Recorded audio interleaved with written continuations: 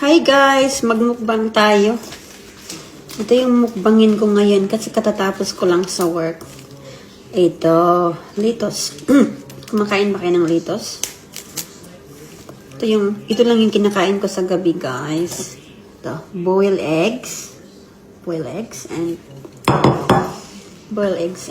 litos. Oh, at saka ito yung ano ko, dressing sauce. Ito yung nilalagay ko sa litos. Ayan. Natikman nyo na ba to? Masarap to guys.